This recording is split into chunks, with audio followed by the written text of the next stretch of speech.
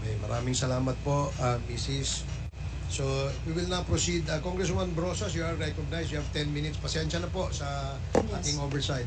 Thank you, Mr. Chair. Maraming salamat, Mr. Chair. Mr. Chair, again, i-reiterate ko lang, Mr. Chair, yung reminders no, na hindi magsabi ng pagmura siguro kasi sanay po yung nakaraan kahit po sa Senate hearing may mga ganun ano.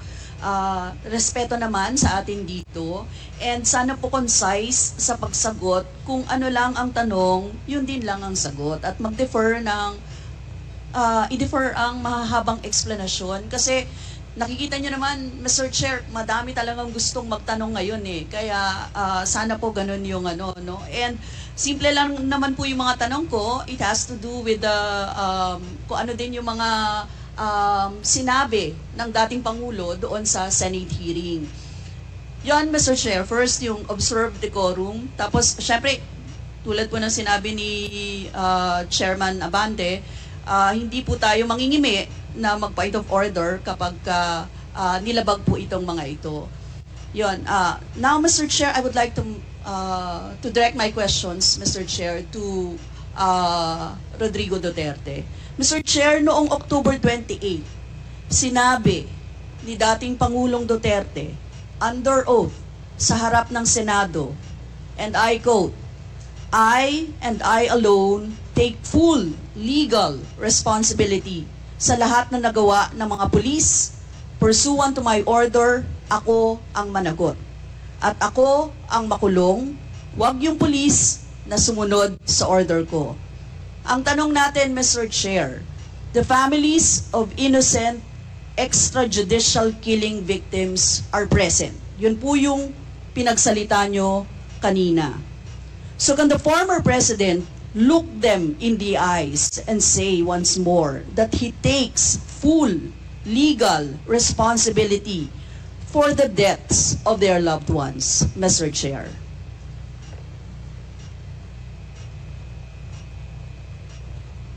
Mr. President, can you... What's the question? What is the question? Can you repeat the question? Mr. Chair, sinabi niya po na full responsibility. So, Mr. Chair, totoo ba yan? Correct. Very correct. Since I was a president, and there was this, until now, serious problem about drugs, I have to issue or make a policy statement about drugs. At all that happened, yung nangyari pursuant to my order to stop the drug problem in this country, akin yun. Akin na akin yun. Ako ang nagbigay ng order kasi ginawa nila illegal or legal, akin yun. Thank you, Mr. Chair. I take full responsibility for it. Thank you, Mr. Chair. Yun po yung tanong ko. Yung families of innocent extrajudicial killings, kayo din. File the case in court. Mr. Walang Chair. problema. Nandiyan ang korte. Yes, Mr. Chair. Second question ko.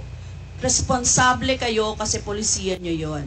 Kumbaga, tatak Duterte. Dahil polisiya nyo rin yan, tama ba? Sa Davao. Nung nasa Davao pa kayo.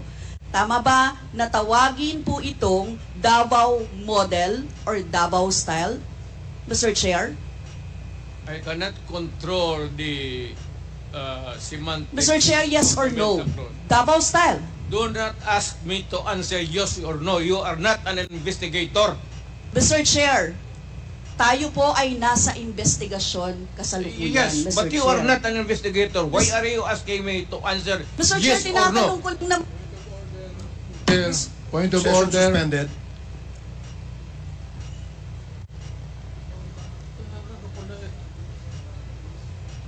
Point of order, Mr. Chair. Ano ka, police? Point of order, Mr. Chair. The session is suspended for the meantime, so please, let's take time to calm things down, okay? Para ho maayos ang ating hearing sa ngayon.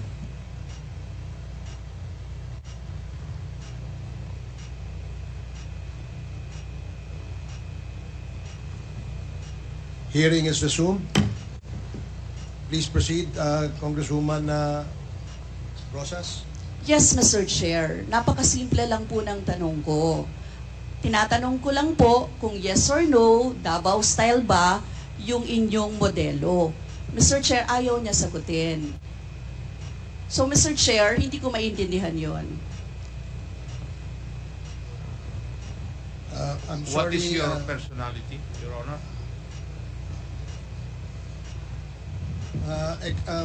If I may, Secretary Bello, we normally, the committee does not allow the counsel of the witness to speak because the role of the counsel is limited only to counseling his client on his rights. Hanggang doon lamang po. But we cannot ask you to answer any questions that will be asked by any of the members. And that is what Thank is you, in Your the Honor. rules. Thank you, Your Honor. Actually, I'm not answering the question of Congresswoman Rosas, Your Honor.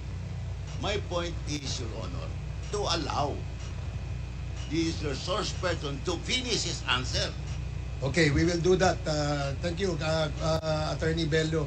Thank you, Your Honor. Thank you. Congressman Brosas, maybe it is perhaps the former president would like to elaborate on his answer.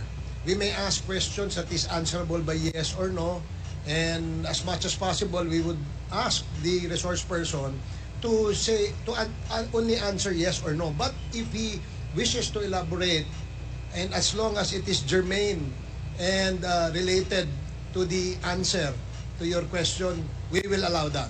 But Yes. we will make it very, very short. Yes, Mr. Chair. Pwede namang mag-expound, Mr. Chair. Ang tinatanong ko lang, sa particular question na yon, maaari naman siyang sagutin ng yes or no. And then the explanation, Mr. Chair. Opo, opo. Mr. Do not control my answer, kung Your Honor. This is not an inquisition. It's a democratic process of investigation. Okay, thank you, Mr. President. Sana po, if there are questions that will be propounded by the members, hopefully, medyo, kung gusto po natin mag-elaborate, we will allow that, provided that kung maaari po sanang iksian lamang po natin nang sa ganun, malinaw. And for the members who wish to ask questions that are answerable by yes or no, please make the questions very clear para ho masagot po ng yes or no, Your Honors. So I hope para ho maayos yung ating patakbo ng ating hearing sa ngayon. So please proceed, Congresswoman Brosas. Yes, Mr. Chair. Mr. Chair, ang tanong ko, sinasabi nyo rin na ang war on drugs ay talagang utos nyo. Diba? Pag sinabing war on drugs, Duterte yan. Sa inyo na nadikit yan. Unless, eto po, tanong na pwede nyo i-expound. May iba kayong gustong itawag doon? Meron po ba kayong gustong ibang itawag doon? Wala na po. Sabi ko, I assume full responsibility for whatever happened in the